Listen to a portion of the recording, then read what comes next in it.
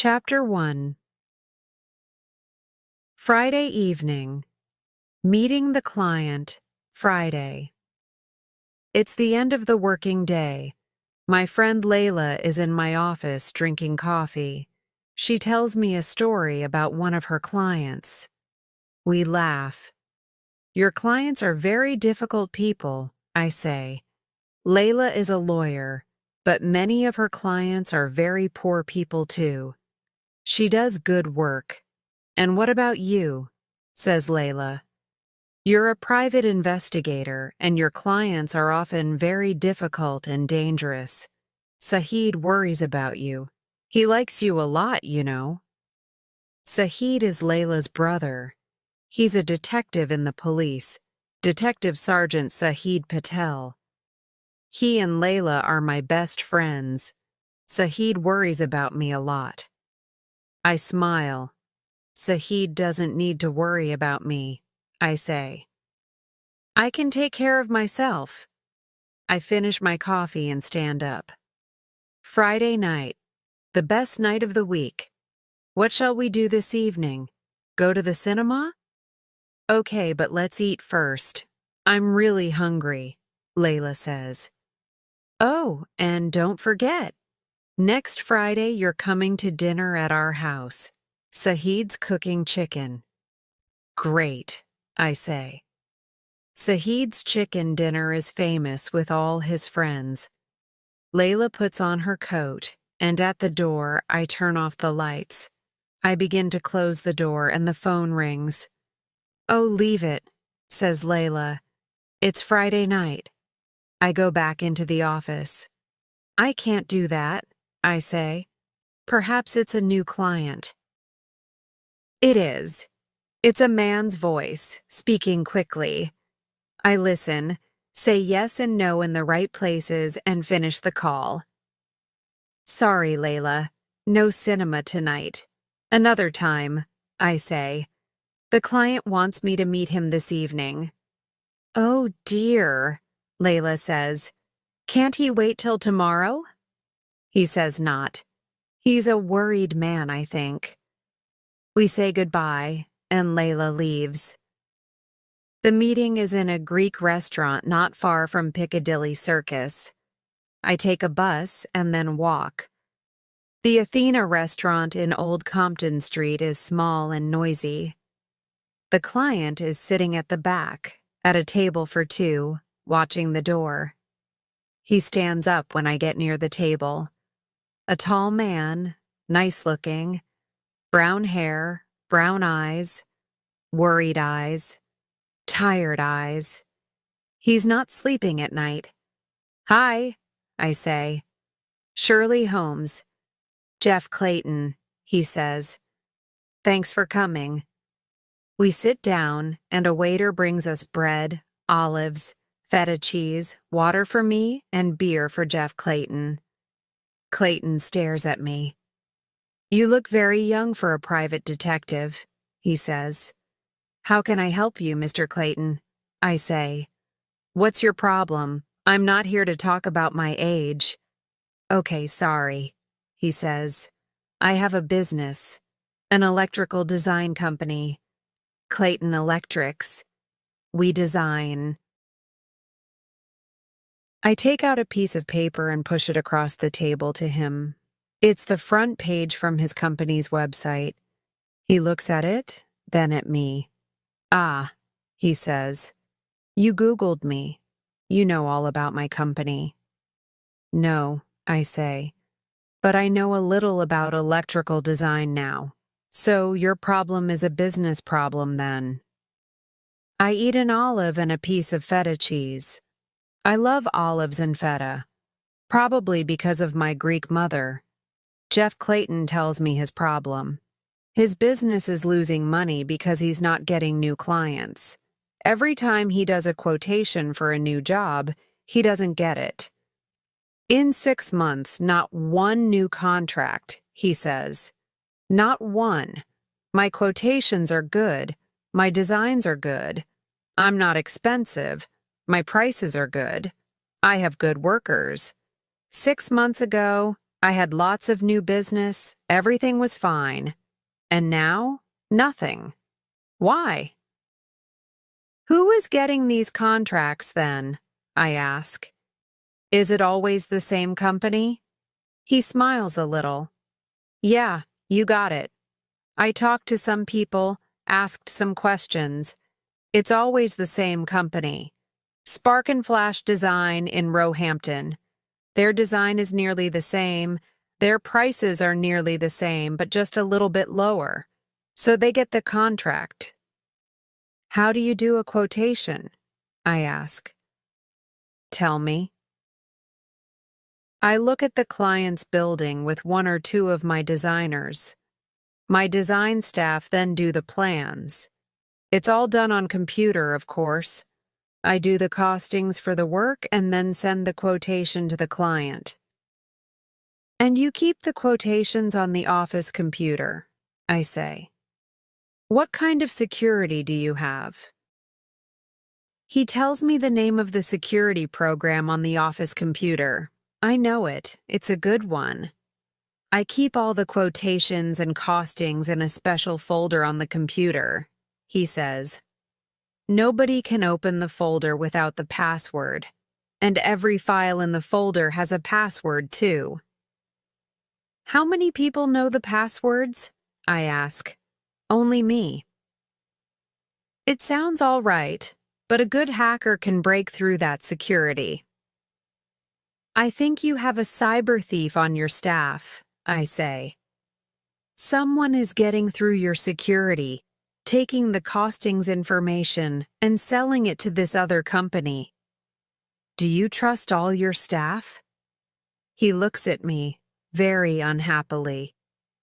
I did trust them once, he said. I don't now. What can I do? There's a very big contract coming soon. Blanding's house near Putney Bridge. All new electrics in the building. A Chinese bank is going to open there. I'm doing the costings for the quotation now. It must be in by next Friday. I don't want to lose this one. I can't lose this one. He pushes his glass away and looks at me. Can you help me? Yes, I think I can. I eat some more olives and finish the cheese. I need to be in your office for a day or two, talk to your staff. Is that okay with you? Sure, he says. Come and go when you like. I need to do some thinking tomorrow, I say. Can I phone you on Sunday with my plan, Mr. Clayton? Sure, he says again. But please call me Jeff. We're working together on this. Can I call you Shirley? No, you can't, I say. In your office, I'm going to be Sally Hawker, so you call me Sally, right? And you call me on this mobile number, not the one on my website. I give him my business card and show him the number on the back of the card. Shirley Holmes, private investigator. He looks at it, then at the front of the card and laughs. Shirley Holmes? That's not your real name, is it? You changed it because you wanted your name to sound like Sherlock Holmes.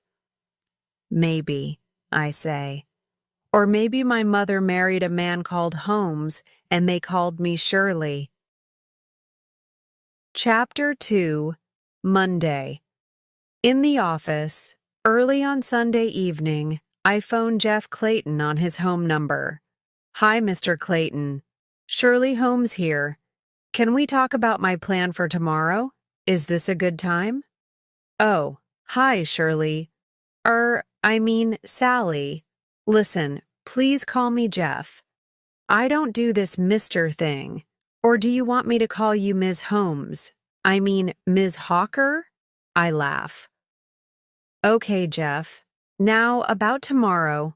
I'm going to be a journalist called Sally Hawker, and I want to talk to your design staff about their work. I'm writing a long piece for Flipside magazine. Do you know it? Yes, I do. It's good. So, you want me to tell the staff about you before you arrive? When are you coming? About 10 o'clock. Is that all right? Fine. I have files on all my staff here on my laptop. Do you want me to email the files to you? Great, I say. Please send them right now. When I arrive at the Clayton Electric's office on Monday morning, I know names, addresses, ages, families, schools, universities, but I need to know much more. It's a small office, everything open, no closed doors. Faces are friendly, interested. I'm something new in their working day. I tell them about me and the IET, the Institution of Engineering and Technology. I use my smiley journalist face and my smiley voice. The IET wants more young people in schools to be interested in technology, I tell them. So they asked me to write something for their Flipside magazine. That's the one for 11 to 15-year-olds, says Harry. I wrote something for them once, many years ago. Harry Bowman, 59, electrical designer. 10 years with Clayton. Very good at his job, but getting old. So, what do you want to know? Asks Anna. Anna Lund, 29, electrical designer. 2 years with Clayton. Very clever. Tell me about your working day, I say. What do you do? Where do you go? Who do you talk to? Anna laughs. You must talk to Ken. He usually goes out with Jeff and talks to the clients. Me and Harry just stay here and do the work. Ken smiles at me. Don't listen to Anna, he says. She gets out to see clients, too. Ken Okobe, 32, electrical designer. 5 years with Clayton. A good listener, good with the clients. There are the 3 designers and some office staff. I stay with them all day. I sit next to the designers at their laptops. We talk about their computer programs and electrical design. I laugh when they laugh. I drink coffee with them. I watch. And I listen. I talk to the office staff too. Nice people, but they don't know computers. They can use them, but they don't understand them. No hackers here, I think. I go out to lunch with the designers at an Italian restaurant. I ask them about money. Is the pay good? Very good. Ken says. Jeff Clayton pays well. Huh, says Anna. I'd like more money. Oh, you always want more, Anna, Ken says, smiling. And why not? Says Anna. I'm good at my job. She looks at me. I don't like working for other people. I want to start my own business. I want to be a rich woman before I'm 40. The 2 men laugh. When we walk back to the office, I walk with Harry. Do you enjoy the work? I ask. Yes and no, Harry says. You see, my wife is not well, and I'd like to be at home to take care of her. She needs the sun, and I'd like to buy a house in Spain when I stop working, but that's never going to happen. Ken is walking in front of us, and suddenly I see his shoes. They look very expensive. Yes, they're Gucci shoes, I'm sure of it. Back in the office, I watch the designers at their laptops again. Ken is very helpful. He tells me a lot about his work and shows me some of his designs. Do you take your laptop home at night? I ask. Yes, we all do, says Ken, and I always need my laptop with me when I visit clients. I work at home in the day sometimes, says Harry. Because of my wife, I sometimes need to be at home. Interesting. They take their laptops home, so it's easy for the hacker to do things at home when nobody is watching. 5:30. Going home time. They're closing down laptops, putting on coats. The working day is finished. So which one of them is the hacker and the cyber thief? It's one of the three designers, I'm sure. Is it Harry? He wants a house in Spain for his wife, but he hasn't got the money for it. Anna? She's clever, quick, wants to be rich, and she wants it now. She doesn't like waiting. And there's Ken. He's a nice guy, good at his work, but he's wearing Gucci shoes. I get out my laptop, Google Gucci shoes, and look for the prices. $470 for a pair of shoes. Where does Ken get that kind of money? I need to know more about Ken's home life. But first, I need to visit the Weasel. I don't know the Weasel's real name. Nobody knows it. He lives in a great big apartment in Bayswater. It's really just one big room with computers. Computers big and small. Computers everywhere. The Weasel is probably the best hacker in England, maybe in Europe. I sit on one of the Weasel's black chairs, drink black coffee, and look around the great dark room. The only light is from computer screens. Indian music is playing quietly from one of the computers. Don't you ever go out? I say. See some daylight, look at some trees, feel the sun on your face. Why do I want to see daylight? Or trees? The Weasel says. He looks around at his computers. All the world comes to me here. I don't need daylight. He looks at me. And what do you need, Hawker? He always calls me Hawker. He likes that name better than Holmes. You always need something. Years ago, the Weasel went through a bad time. I helped him then, and he doesn't forget that. I can ask him for help when I want. I tell him about Jeff Clayton's problem. I want to watch 3 laptops, probably through the night. I need to catch the person when they get through the security on the main office computer. How many passwords? The Weasel asks. 2. 1 for the quotations folder, and then every file has its password too. That's a clever hacker, says the Weasel. Okay, you need a Trojan horse program. I can write that for you. Give me 24 hours. Chapter 3, Tuesday. On the streets, meet Jeff in Richmond Park at 6:30 on Tuesday morning. A park is a good place to meet, away from watching eyes and listening ears. We walk up Sawyer's Hill. It's beautiful in the park in the early morning. There aren't many people at that time, maybe a walker with a dog or somebody running. It's quiet and green, with lots of big trees. I love trees. Jeff Clayton is not interested in trees. Who is it? He says. Who's my cyber thief? Do you know yet? No, I say. I tell him about my day in his office. It's one of your 3 designers, I'm sure of it, but we need to catch them when they're doing it. But how? Says Jeff. I'm going to put a Trojan on your office computer. When the designers turn on their laptops, the Trojan downloads. I can then watch everything on their laptops on my laptop, but they know nothing about it. I can see them, but they can't see me. A Trojan? Says Jeff. But they're dangerous. Are you sure about this? Where does this Trojan come from?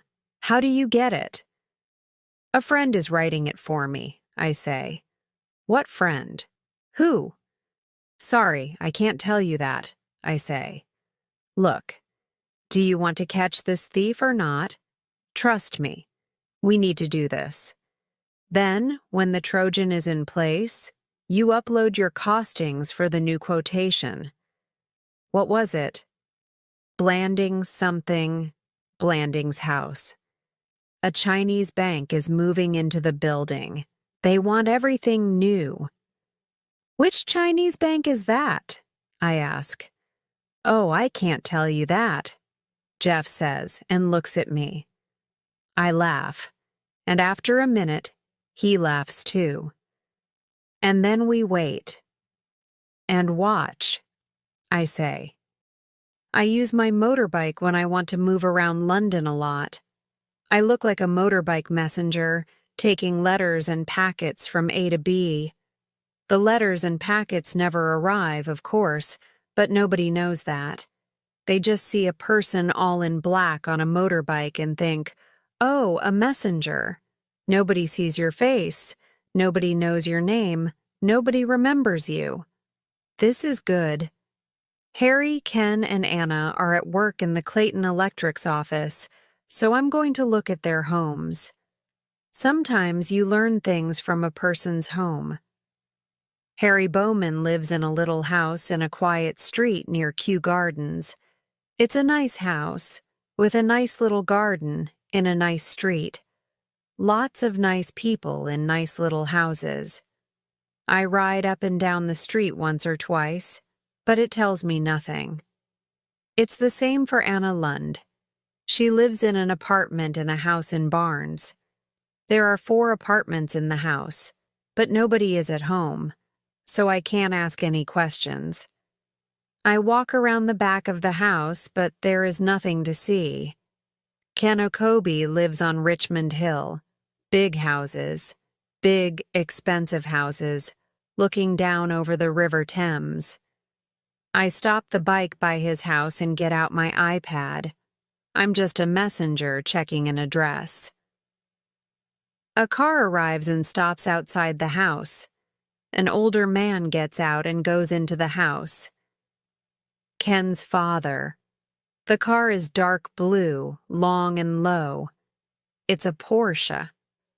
Only very, very rich people drive a Porsche. There are 2 small boys walking down the street, carrying skateboards. They stop next to me and stare at my motorbike. Is that a Yamaha? One of them says. Yes, I say. Do you like it? Yeah, it's cool, the boy says. What do you think of that car? I say, looking at the Porsche. I'd like one of those. That's a really cool car. That's Mr. Okobe's Porsche, the other boy says. He lives in this house here. My dad knows him. He's got lots of money then, I say. He's an oil millionaire from Nigeria, my dad says. He's got 3 cars. No, 4, says the boy. So Ken wears Gucci shoes because he has a rich daddy, not because he's a thief, an interesting person. He doesn't need to work with a rich family like that, but he does. I like that. The boys move on, and I check my iPad for messages. There's a green light on the screen. 2 emails. One from Layla, one from the Weasel. The Weasel's email has no message, just a file attachment. A file called garden4flowers.exe. It's the Trojan Horse program. At 10 o'clock that evening, Jeff Clayton and I meet outside his office. Jeff opens the doors, puts the lights on, and makes us a cup of coffee. I sit down at the main computer and get out a memory stick. What's on that stick? Asks Jeff. The Trojan. My friend emailed it to me, and I copied it onto this stick. I put the stick into the computer and start to upload the Trojan file. Jeff watches. He's very worried. Are you sure about this? He says. Trojans can do very bad things. Yes, they can, I say. But I'm not doing bad things. I'm just going to watch and catch your cyber thief, we hope. Is your Blandings House quotation ready yet? Nearly, says Jeff. I'm going to finish the last bits tonight. Okay. Tomorrow morning, upload the Blandings file into the quotations folder on the office computer in the usual way, and then tell the staff about it. But just quietly. It's just another quotation. Don't do or say anything different. Just be normal. I stand up and put my coat on. Nothing's going to happen before tomorrow night when they take their laptops home. Then you're on the night watch, Jeff says. And what do? Nothing, I say. Stay at home. Wait for my call. Chapter 4. Wednesday. Watching in the night. When I'm working on a case, I like to check everything. Perhaps this isn't the first time for our cyber thief. Cybercrime gets bigger and bigger every year. Lots of people are doing it, again and again. Every private investigator needs to have a good friend in the police. I phone Sahid. Sahid, dear Sahid, I say. I need your help again. Why are you only nice to me when you want something? Sahid says. He's smiling. I can hear it in his voice. I'm always nice to you, I say. And you're going to be nice to me today. I know it. I have some names for you. Do any of these people have a police record? It's so easy for you. You just have to put the names into the police computer and… Okay, says Sahid. I have a meeting very soon, but I can give you 10 minutes now, not a second more. Give me the names. I give him Ken, Anna, and Harry, and then 15 names from the Spark and Flash website. All these people work for a company called Spark and Flash Design, I say. Spark and Flash Design? Sahid says. He's typing the names on his keyboard. I can hear it through the phone. Clack, clack, clack. What kind of company is that? It's an electrical design company, I say. Sahid laughs. What a stupid name, he says. Who wants Spark and Flash in their electrics? Well, of course not, I say. But people laugh, and then they remember the name, and that's clever. Here we are, says Sahid. He reads from his computer screen. Ken Okobi, nothing. Anna Lund, nothing. No, there's nothing in the records for any of those names. Is that helpful? Yes and no, I say. But it was a great help to me. Thanks a million, Sahid. No problem, Sahid says. See you Friday night then. I have a quiet day. I go for a walk, do some shopping, have a quick lunch with Layla. How's it going? She asks. The new case. The man in the Greek restaurant. Okay, I say. I never talk about my cases with my friends. Only Sahid, because he's a detective and he understands the work. Jeff's staff usually finish work about 5:30, Jeff told me. They get home by about 6:30 maybe. At 5 o'clock I'm at home, my laptop is ready, and I have 3 little windows on the screen. One for Ken's laptop, one for Anna's, and one for Harry's. I'm good at waiting and watching. Every private investigator needs to be good at these things. You learn to watch every little thing and remember it. You learn to go for a long time without sleep and then sleep for 12 or 14 hours. 8 o'clock. I drink coffee and read on my iPad. I find a story on the internet about cybercrime. It's not very good. A hacker in a high school is taking millions of dollars from a bank in Switzerland. It sounds so easy. But in real life, it isn't easy. A really clever hacker can get through a bank's security, but it's very difficult. The weasel can do it, I think. but he doesn't. Well, I don't know. I don't ask questions. 11 o'clock. I make some more coffee and drink it black. My laptop screen shows nothing. Maybe the cyber thief is waiting for a quiet time late at night.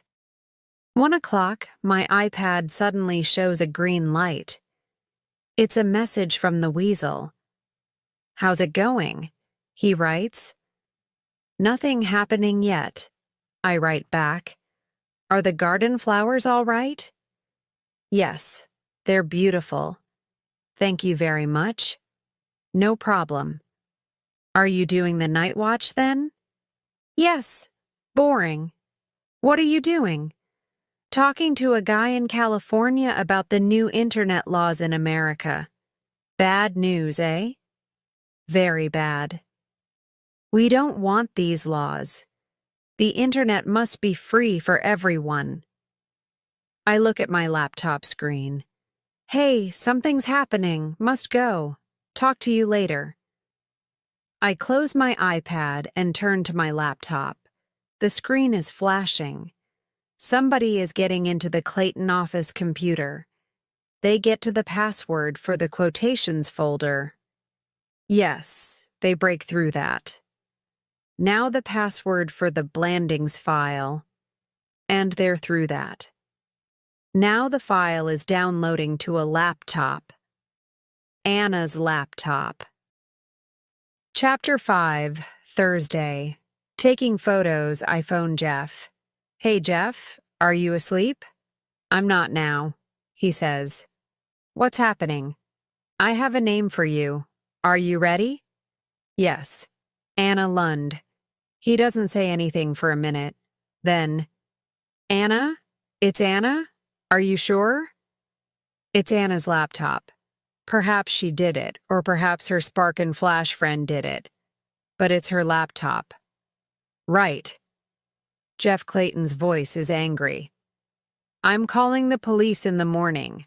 They can come to the office, and when Anna walks in..." "Wait," I say. Here's the bad news. Anna or her friend downloaded the Blandings file, but they didn't keep the file on her laptop. It went onto a memory stick. I took some screenshots of the file download.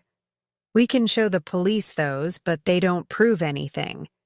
Somebody took the file from the office computer. Yes, but the file's not on her laptop now. "But the download happened on her laptop," says Jeff. "Of course she's the thief." "Listen, Jeff, what's she going to say?" "She's going to say, 'What file? What are you talking about? Where is this file on my laptop? I don't know anything about a file.'" She's not stupid, and she's going to be ready for any question. She did it, yes, but we can't prove it. Yes, I see. You're right, Shirley. Jeff's voice is very unhappy. So what are we going to do? Well, the Trojan horse was plan A. And now I have plan B, I say. Where is the Blandings file now? We need to know that. Maybe Spark and Flash have got the file already. But maybe they haven't, and maybe Anna is meeting somebody tomorrow. So I'm going to watch Anna all day. Where does she go? Who does she meet? "Okay, what can I do?" asks Jeff. "Go into the office tomorrow. Be normal. Be nice to Anna. Nice to everyone. Talk about work, the weather, the football, whatever. We know about Anna, but she doesn't know that. We don't want her to worry."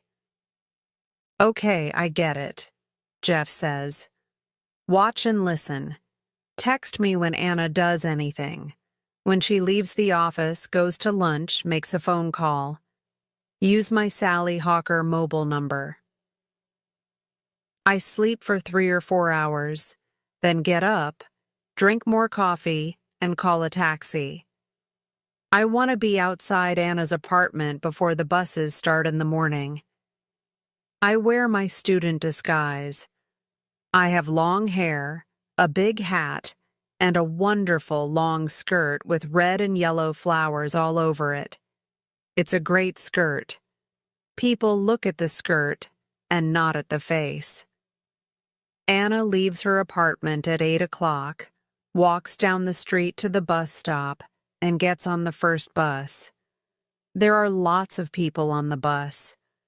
Anna goes upstairs, and I sit downstairs. She gets off the bus and walks to the office, and I'm 20 meters behind her. She doesn't meet anybody. She doesn't talk to anybody. I text Jeff. Anna arriving now. Nothing happened. A text comes back from Jeff. Okay, I find a sandwich bar not far from the Clayton office. I sit by the window, and from there I can see the door of the Clayton office. I'm hungry. I eat 2 chicken and tomato sandwiches on brown bread and drink 2 cups of tea. I read on my iPad, watch the clock, and when the waiter gives me a hard look, I buy another cup of tea. 7 cups of tea. It's a long morning. A text arrives on my phone. Anna leaving for lunch now. Everything normal. We talked about last night's football. When Anna comes out, I'm standing in the street, looking into a shop window. She walks quickly for 10 minutes and then goes into a big pub by the river. It's lunchtime, and the pub is noisy, full of people. I go in at another door and look around for Anna. She's with a man, a tall man with red hair. Is he just a friend? Or, no, he's more than a friend. Anna is kissing him. He's kissing her back. He has his arm around her. They're excited, happy, laughing. I move a little nearer to them. I get my phone out, hold the phone to my ear, but take photos, lots of them. Nobody looks at me. I'm just a student in a long flowery skirt, talking on my mobile phone. I take a taxi back to my office and sit down at my big laptop. I download the photos to the laptop. The camera in my phone is a good one, and these photos are really good. So, who is this guy with Anna? 15 people work for Spark Flash Design, and I have all the names. I begin with the people at the top of the company, put their names into Google, and hit search. I'm looking for photographs. Yes, got him. The third name brings up lots of photographs of a tall man with red hair. He has a Facebook page with all his photos on it. Stupid Man, Steven Nyberg, Director, Spark Flash Design. I meet Jeff Clayton in Richmond Park again. This time it's raining, so we sit in his car and make a plan. Plan C. Chapter 6, Friday, the end of the road. Early Friday morning, I'm in the sandwich bar near the E. Clayton office, waiting for a text from Jeff. I'm early, so I have a chicken and tomato sandwich again. They're good sandwiches. A text arrives from Jeff. She's here. Come in now. Today, I'm Shirley Holmes, private investigator. Quiet, dark clothes. No flowery skirts. No journalist smiley face. I walk through the Clayton office to Jeff's little room at the back. Ken and Harry stare at me. Do they see Sally Hawker or Shirley Holmes? They're not sure. In Jeff's office, I sit down on a chair near his desk. Anna is sitting in front of the desk. She looks at me quickly, then back at Jeff behind the desk. "What's all this about, Jeff?" she says. "And why is Sally Hawker here?" "Anna," Jeff says slowly. He has Anna's laptop on his desk in front of him, He puts his hands on it. On Wednesday night this week, you downloaded a file from the office computer in the middle of the night. You used your laptop, that is, my laptop, the Clayton Electric's laptop, in your home. You broke through the computer security, and that's 2 passwords to take this file. What did you do with that file? Where is it now? Anna laughs. Hey, Jeff, what is all this? I'm your best designer. You told me that. What file are you talking about? I don't know anything about a file. Jeff looks at a piece of paper on his desk. I have here a screenshot of your laptop at 1:05 a.m., 24 May. It shows the download of a file, a very important file with information about costings. What did you do with it? Who did you sell this file to? Anna isn't laughing now. She looks quickly at me, then away again. She's worried. Why am I here? Why am I not speaking? She doesn't like it. I say nothing, just sit and watch her. She looks at Jeff. Look, Jeff, she says. I don't like this. What are you saying? Are you calling me a thief? Yes, I am. Who did you sell the file to? Jeff says. Was it to someone from Spark and Flash Design, maybe? What? I don't know anybody from Spark and Flash Design. Who or what are they? Oh dear, oh dear. Bad mistake, Anna. I take out my photographs and push them across the desk to her. Big color photos. Steven Nyberg, director, Spark and Flash Design, I say. Steve to his friends. Anna looks at the photos of her and Steven Nyberg. Her face goes white, then red. She stares at me. She wants to kill me. Right now. I can see it in her eyes. You're not a journalist, she says angrily. What are you? Police? Or just a dirty little investigator? I hope Nyberg paid you well for all the Clayton quotations and costings, I say. Or did you do it for love? Love is cheaper for the company. Anna gets really angry now. She turns to Jeff. You think you're very clever, don't you? You and your stupid little company. You're not going to get this Blandings contract. ICBC don't like spending their money. They want better prices than yours, and Steve can give them those better prices. Second bad mistake, Anna. I look quickly at Jeff. Did he hear it? Yes, he did. How do you know the client is ICBC? He says. You told us. Anna's face is white again. No, I didn't, Jeff says. I said it was a Chinese bank. I didn't tell you the name of the bank. I didn't tell anybody the name of the bank. But the name ICBC was in the Blandings quotation. So you read the file, didn't you?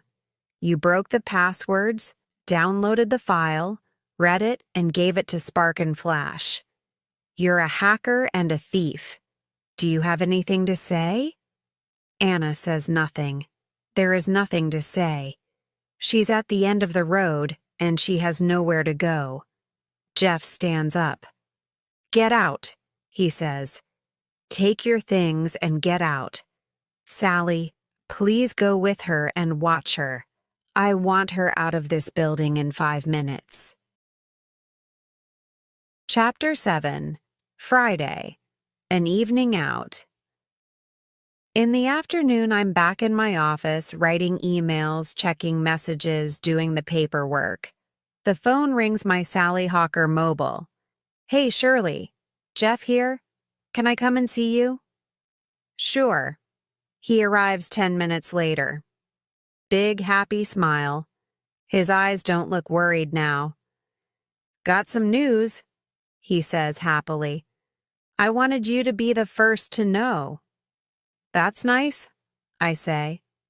Is it exciting news? He laughs. It is for Clayton Electrics. We've got the Blandings house contract. I heard this afternoon. Wow, that's great news. Well done, I say. So Spark and Flash didn't do a quotation? Or they just didn't get it? What happened? I don't know, says Jeff. But I did 2 quotations. I put one on the office computer on Wednesday. You know, when you told me to. But I did a second quotation with much better prices. I didn't put that on any office computer or send it by email. I put it on paper and sent it by motorbike messenger. Nobody in the office ever saw that quotation. I laugh. Very clever. I didn't think of that. And did ICBC like those prices then? He looks at me. You opened the file in the night and read the quotation, didn't you? You knew it was ICBC. Of course I read it, I say. I needed to know. Huh, Jeff says. Well, Shirley Holmes, Sally Hawker, would you like to have dinner with me tonight? A big thank you dinner? Bread and olives at the Athena restaurant? I say. He smiles. He has a really nice smile. There's a little French restaurant near Richmond Bridge, right by the river. Very good food. They don't do bread and olives. We're meeting at 7 o'clock. At home, I'm getting ready when I suddenly remember. It's Friday night, Sahid's chicken dinner. I phone Layla, but Sahid answers the phone. He's home early because he's doing the cooking. This is going to be difficult. Sahid, I say. I'm really sorry, but I can't come tonight. I'm meeting a client. On Friday evening? Sahid says. That was last Friday. Layla told me.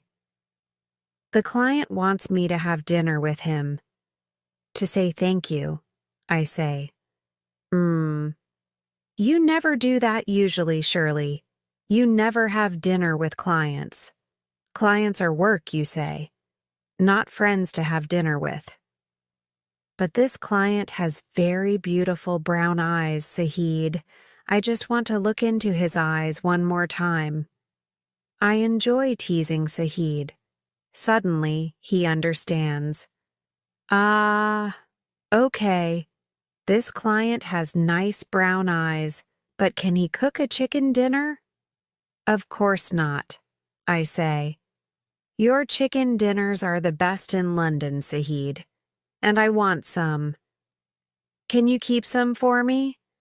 Can I come round on Saturday? 8 o'clock, he says. And don't be late.